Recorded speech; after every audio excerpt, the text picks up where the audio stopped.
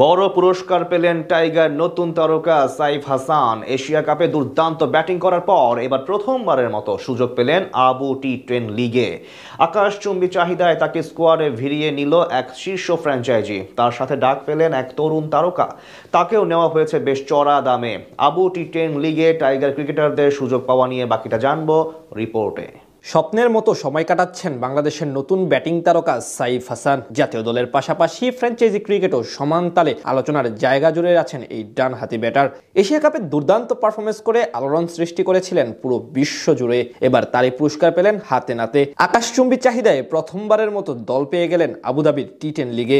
বাংলাদেশের টপ অর্ডারের এই ব্যাটারকে স্কোয়াডে নিয়েছে ফ্র্যাঞ্চাইজি লিগটির দল অ্যাসপিন স্টেলিয়ন্স। বাংলাদেশের ক্রিকেটে বর্তমানে সবচেয়ে আলোচিত নাম সাইফ হাসানের। দীর্ঘ প্রায় 3 বছর পর জাতীয় দলে প্রত্যাবর্তন করে নিজের শৈল্পিক ব্যাটিং পারদর্শিতা দেখিয়ে সবার মন জয় করে নিয়েছেন তিনি। বিশেষ করে সাইফের ব্যাটিং পাওয়ার, নিখুঁত টাইমিং এর সঙ্গে সলিড অ্যাপ্রোচ সকলের নজর কেড়েছে আলাদাভাবে। সদ্য সমাপ্ত এশিয়া কাপ ও আফগানিস্তান সিরিজে ব্যাট হাতে দুটি ছড়িয়েছিলেন সাইফ। এশিয়া কাপে সংযুক্ত আরব আমিরাতের মাটিতে টানা 2 হাফ সেঞ্চুরি করেছিলেন শ্রীলঙ্কা ও ভারতের মতো বিশ্বমানের বোলারদের বিপক্ষে। তার ছক্কা হাঁকানোর সক্ষমতায় মুগ্ধ হয়েছিলেন সবাই। সেই আরব আমিরাতের আবুধাবি থেকেই আরও একবার ডাক পেলেন তিনি।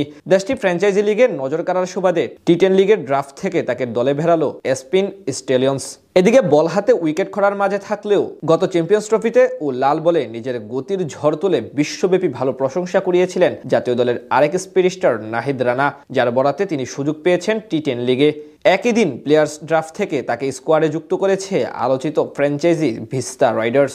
এর আগে প্রথম বিদেশি টুর্নামেন্ট হিসেবে 2025 পিএসএল-এ খেলেছিলেন নাহিদ রানা। সেখানে পেশোয়ার জালমির হয়ে মাঠ মাতান তিনি। এবার প্রথমবারের মতো আবুধাবির টি-10 লিগে দেখা যাবে তাকে। এদিকে এই দুজনকে ছাড়াও ড্রাফটের কয়েকদিন আগে সরাসরি চুক্তির ভিত্তিতে রয়্যাল চ্যাম্পসের নাম লিখিয়েছিলেন জাতীয় দলের সাবেক অধিনায়ক সাকিব আল হাসান। বেশ চওড়া দাম ও চাহিদার সঙ্গে বিশ্বসেরা অলরাউন্ডারকে স্কোয়াডে যুক্ত করেছিল ফ্র্যাঞ্চাইজিটি। তার সাথে এবার নতুন করে যুক্ত হলো সাইফ হাসান ও নাহিদ রানার নাম, যেটি হতে চলেছে তাদের জন্য বিশাল সুযোগ।